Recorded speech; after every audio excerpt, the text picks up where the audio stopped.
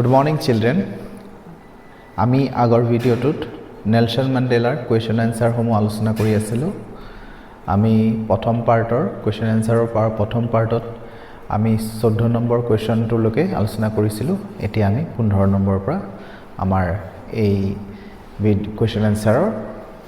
সিৰিজটো আগবঢ়াই আহিছো। প্ৰথমতে 15 নম্বৰত সোধা হৈছে যে what does Mandela mean when he say he is simply some of all those African patriots who had gone before him?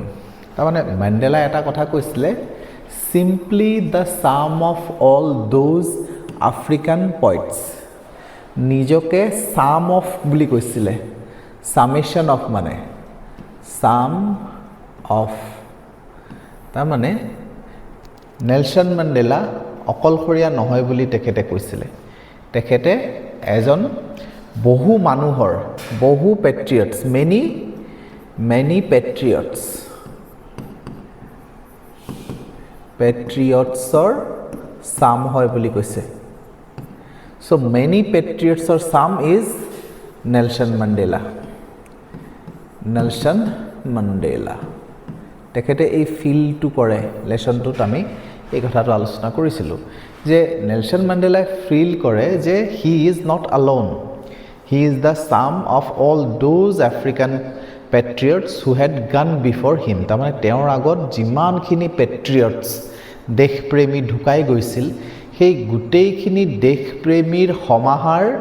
নিজকে বুলি তেখেতে ভাবে। সো এইটো তাৰ মানে কি বুজাব বিচাৰিছে প্ৰশ্নটো তেনেকৈ সুধিছে। সো আমাৰ আনসাৰটো হ'ব Mandela wanted to thank the generations। আসলতে কি হয় মেণ্ডেলাই সেই জেনেৰেশ্যনটো গোটেই জেনেৰেশ্যন সেই যিটো ঢুকাই যোৱা গোটেইখিনিক সেই জেনেৰেশ্যনখনক সমূহক ধন্যবাদ দিব বিচাৰিছিলে বিফৰ হিম, মানে তেখেতৰ আগত যিসকল ঢুকাই গ'ল সেইসকলৰ গোটেই জেনেৰেশ্যনটো তেওঁ ধন্যবাদ দিব বিচাৰিছিলে before him who head fought for justice, যিসকলে ন্যায়ৰ কাৰণে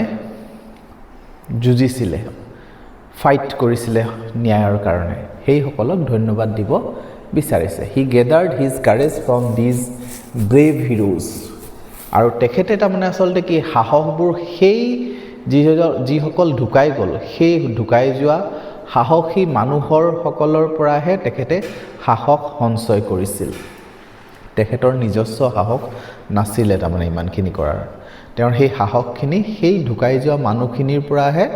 তেখেতে আয়ত্ত কৰিছে। And it is because of that, আৰু সেই কাৰণে he fought fearlessly for what is right, আৰু সেই কাৰণেহে তেওঁ ফিয়াৰলেছলি ভয় নোহোৱাকৈ যুদ্ধ কৰিব পাৰিছিলে ন্যায়ৰ কাৰণে। মানে নহ'লেতো তেখেতে নোৱাৰিলেহেঁতেন বোলে, এনেকুৱা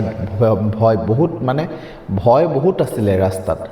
সেই পথত সেই ন্যায়ৰ যুদ্ধত বহুত ভয় আছিলে। কিন্তু সেই মানুহসকলৰ পৰা যিসকল ঢুকাই গৈছে সেই মানুহসকলৰ পৰা তেখেতে সাহস সংগ্ৰহ কৰিছিলে। সেই সাহসটো তেখেতে পোৱাৰ বাবেই তেখেতে এই যুদ্ধটো জয়লাভ কৰিব পাৰিলে। দাজ সেইকাৰণে হি ৰেফাৰ্ড হিমছেল্ফ, সেইকাৰণে আচলতে তেখেতে নিজকে উল্লেখ কৰিছে যে মই সেইসকলৰ সমাহাৰ। কাৰণটো হৈছে তেখেতে সেইসকল মানুহৰ পৰাহে সাহস পাইছে, গতিকে সাহসটো তেখেতৰ নিজস্ব নাছিলে। সেইসকল মানুহক দেখি সাহস লাভ কৰিছে আৰু সেইসকল মানুহক তেখেতে ধন্যবাদ জ্ঞাপন কৰিব বিচাৰিছে। লগতে সেইসকলৰ সাহসেহে আজি এই পথ পাবলৈ বা এই ৰাস্তাত তেখেতে আগবাঢ়ি যাবলৈ সহায়ক হৈছিলে। সেইকাৰণে তেখেতে নিজকে সেই সকলো মানুহৰ সমাহাৰ বুলি কয়। 16 নম্বৰ কুৱেশ্যন আমাৰ ইয়াত সুধিছে would you agree that the depths of oppression create height of characters? How does Mandela illustrate this? Can you add your own examples to this argument? তাৰমানে ইয়াত এটা কথা সুধিছে আমাৰ কিছুমান এতিয়া ধৰণৰ আমাৰ সেৱাই যিসকল মানে অলপ ক্ৰিটিকেল কুৱেশ্যনবোৰ কাটিবলৈ ধৰিছে, তাৰ ভিতৰত এইটো এটা তেনেকুৱা ধৰণৰ এটা ক্ৰিটিকেল কুৱেশ্যন যে depth of operation create heights of character. অত্যাচাৰ যিমান গভীৰ হ'ব সিমান চৰিত্ৰৰ উৎকৰ্ষ সাধন হয়। আজি আমি আমাৰ মাজত কোনো ধৰণৰ অত্যাচাৰ হোৱা নাই কাৰণে আমাৰ মনৰ ভিতৰত থকা তেনেকুৱা কোনো ভাৱ উজাগৰ হোৱা নাই কিন্তু যদি আমাৰ ওপৰত অত্যাচাৰ সদায় কৰি থকা হয় আমাৰ মাজত কিছুমান এনেকুৱা মানুহ ওলাই পৰিব যিসকলে প্ৰতিবাদ কৰিব আৰু কিছুমানে বহুত বেছি প্ৰতিবাদ কৰিব আৰু এনেকুৱাও হ'ব পাৰে কিছুমানে প্ৰাণ ত্যাগ কৰি দিব পাৰে তেনেকুৱা ধৰণৰ উচ্চতম শিখৰৰ চৰিত্ৰ উৎকৰ্ষ সাধন হয় চৰিত্ৰৰ উৎকৰ্ষ সাধন হয় অত্যাচাৰৰ গভীৰতাৰ পৰা যে এই কথাটো তুমি মানানে এগ্ৰি হোৱানে হয়নে তেনেকুৱা এটা তোমাৰ ব্যক্তিগত কথা উদিছে তোমাৰ এনসাৰটো তোমাৰ মতে হ'ব পাৰে মই যেটো এনসাৰ দিছো হেতু নহব পাৰে নিজৰ এটো পাৰ্সোনাল ভিউ পইণ্ট অফ ভিউৰ পৰা তোমালোকে এনসাৰ দিব পাৰা কিন্তু মই যেটো লিখাইছো হেতুৰ এটা যুক্তিযুক্ততা আছে গতিকে তোমালোকও তেনেকুৱা ধৰণৰ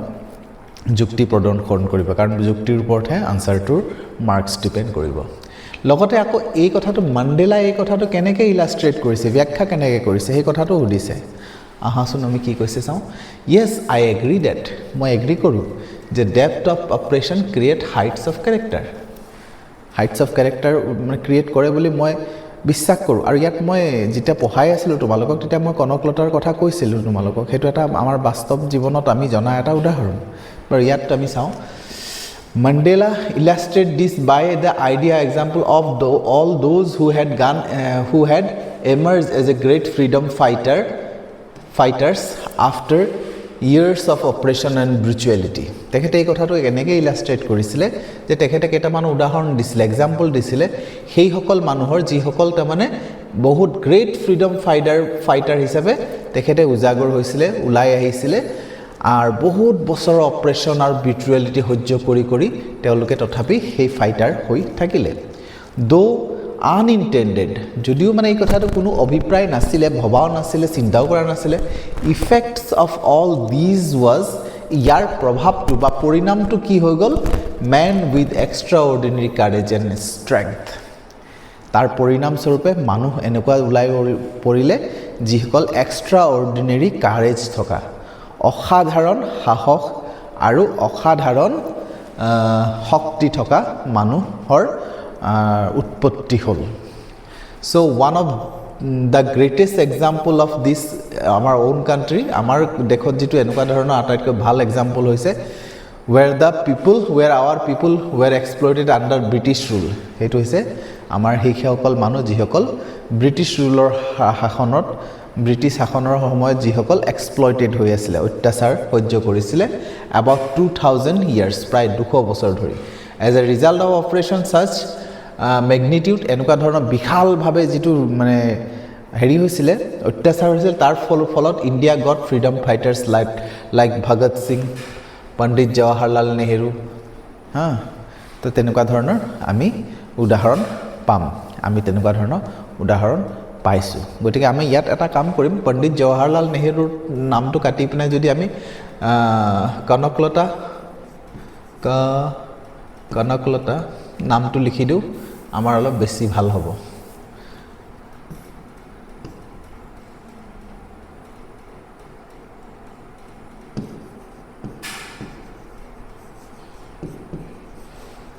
ইয়াত আমি কনকলতাৰ নামটো এই কাৰণে ভৰাইছো উদাহৰণ বৰ বেছি দিব বিচৰা নাই পণ্ডিত জৱাহৰলাল নেহেৰু তেনেকুৱা আমাৰ ফ্ৰীডম ফাইটাৰ হয় কিন্তু কনকলতাৰ নামটো মই ইয়াত দিয়াৰ কাৰণটো হৈছে যাতে তেখেত এজন মানে মৃত মই সেই কথাটো উদযাপন কৰি দেখুৱাব বিচাৰিছো যিজনে নিজৰ প্ৰাণ ত্যাগ কৰিছে আসলতে আমাৰ কোৱেশ্চনটো তেনেকৈ দিয়া হৈছে যিসকলে প্ৰাণ ত্যাগ কৰিছে আসলতে স্বাধীনতা সংগ্ৰামতে প্ৰাণ ত্যাগ কৰা উদাহৰণ হৈছে ভগত সিং আৰু ইফালে আমাৰ অসমৰ হৈছে কনকলতা গতিকে সেই দুটা নাম সেইকাৰণে মই প্ৰকাশ কৰিছো ইয়াত দিছো পণ্ডিত জৱাহৰলাল নেহেৰু নামৰ ঠাইত মই কনকলতাৰ নামটো সেইকাৰণে অন্তৰ্ভুক্ত কৰিছো তাৰ পিছত আহিলে how did Mandela's understanding of freedom change with age এই কথাটো ইয়াত দিছে বয়সৰ লগে লগে মাণ্ডেলাৰ যেটো হেৰি আছিলে আন্ডাৰষ্টেণ্ডিং আছিলে ফ্ৰীডমৰ প্ৰতি যেটো ধাৰণা আছিলে সেই ধাৰণাটো বয়সৰ লগে লগে কেনেকৈ হলনি হৈছিল সেই আৰু অভিজ্ঞতা কেনেকৈ সলনি হৈছিল অভিজ্ঞতাৰ যিমান অভিজ্ঞতা পাই গৈ থাকে মানুহৰ সেই ধাৰণাবোৰ কেনেকৈ চেঞ্জ হৈছিলে সেইটো সুধিছে ইয়াত হৈছে এজ এ য়ং বয় মানে য়ং বয় হিচাপে কম বয়সীয়া ল'ৰা হিচাপে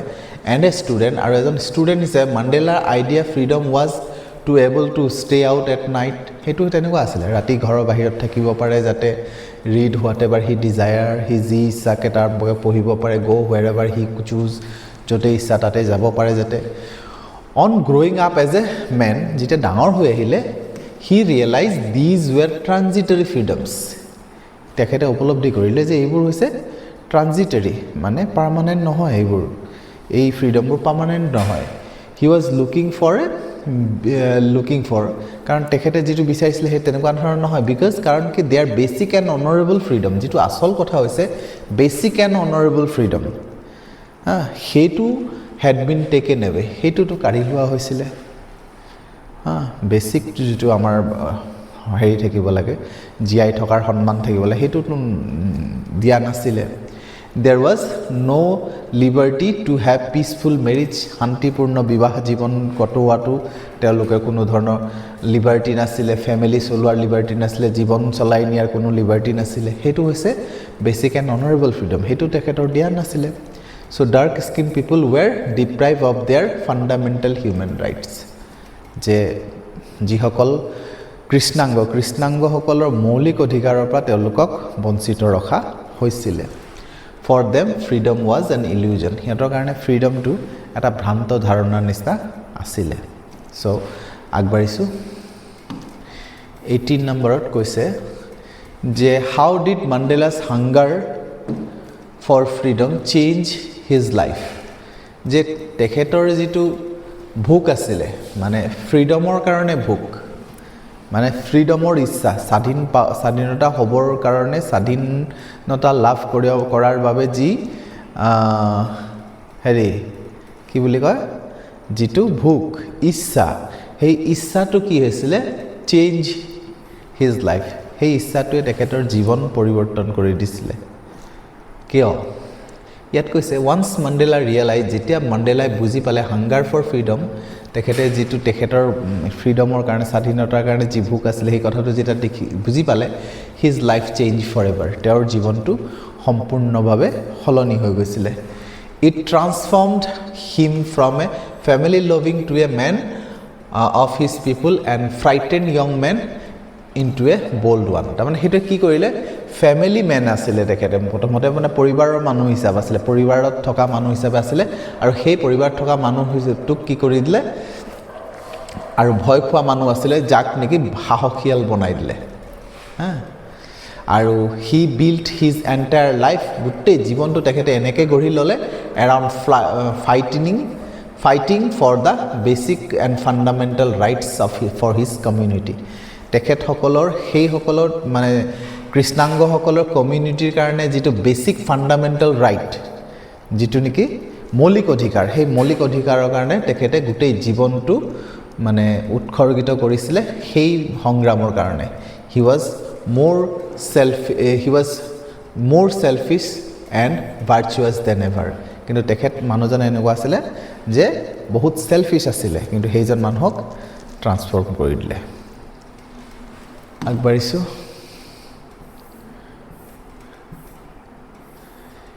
এতিয়া আমাক কেইটামান গ্ৰামাৰ পাৰ্টত কেইটামান দিছিলে সেইখিনি আমি এনেকৈ এনচাৰখিনি আমি কৰিছোঁ তোমালোকে চাই ল'বা যিটো নেকি ৰিভেলিয়নটোক ৰিবেল বুলি যদি ভাৰ্বৰ মানে নাউন আৰু ভাৰ্বৰ মাজত আছে ৰিভেলিয়নটো ৰিবেল হ'ব কনষ্টিটিউশ্যনটো কনষ্টিটিউট হ'ব ফৰ্মেশ্যনটো ফৰ্ম গভৰ্ণমেণ্ট গভৰ্ণ হ'ব আৰু অব্লিগেশ্যনটো অব্লাইজ হ'ব এইখিনি তোমালোকে কৰি ল'বা তাৰপিছত ট্ৰান্সফৰ্ম হ'ব ডিছক্ৰিমিনেশ্যন ডিছক্ৰিমিনেট ডিপ্ৰাইভেশ্যন ডিপ্ৰাইভ ডেমনষ্ট্ৰেট অপ্ৰেশ্যন অপ্ৰেছ ইমাজিনেশ্যন ইমাজিন হ'ব ইয়াত তোমালোকক এই পেৰাগ্ৰাফটো পঢ়ি ল'বলৈ কৈছে আৰু ইয়াত সেইমতে নাউনৰ ঠাইত ভাৰ্বক ৰিপ্লেচ কৰিবলৈ কৈছে মাৰ্টিন লুথাৰ কিংছ এইটো কন্ট্ৰিবিউশন হ'ব মই এনসাৰ পাৰ্টটো দেখাই দিছোঁ contribute to our history as an outstanding leader began when he came to the assistance of Rosa Parks, a seamstress who refused to give up her seat on a bus of white passengers. In those days, American blacks were confined and positions of second-class citizenship by the restrictive laws and customs. To break these laws would mean subjugate to subjugation and humiliate to humiliation by the police and the legal system, beating, imprisonment to imprisonment. And sometimes death awaited those who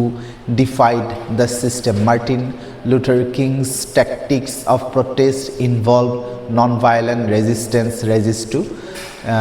to racial injustice. Yet here are some example of the used the নামৰ ক্ষেত্ৰত যেটো আমি আলোচনা কৰিছিলো নামৰ ক্ষেত্ৰত যত নেকি অ্যাডভাৰ্ব কৰা হয় আমাৰ এই লেসনটোত আমি অলপ আলোচনা কৰিছিলো যে নাম যত ব্যৱহাৰ হয় প্ৰপাৰ নাউনত ট্ৰাই টু সে এইখিনি কবলৈ কৈছে যে ইয়াত কি কৈছে আনসাৰ খিনি আমি কৈছো যে this means that Mr. Bhagat Singh regularly involves famous personality like Amitabh Bachchan and Shah Rukh Khan to his parties. This means Madhuri Dixit is such a great actress that she is worthy of being called the legendary actress Madhubala of the present times. This means that the history not only consists of famous people like Alexander, Napoleon and Hitler, but also of ordinary people.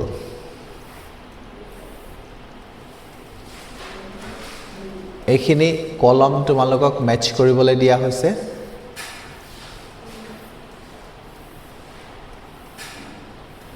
আনসাৰটো এনেকৈ আহিব তোমালোকে চাই লবা I was not unmindful of the fact, had not forgotten and was aware of the fact when my comrades and I were pushed to our limits সেটো হ'ব felt that we could not endure the suffering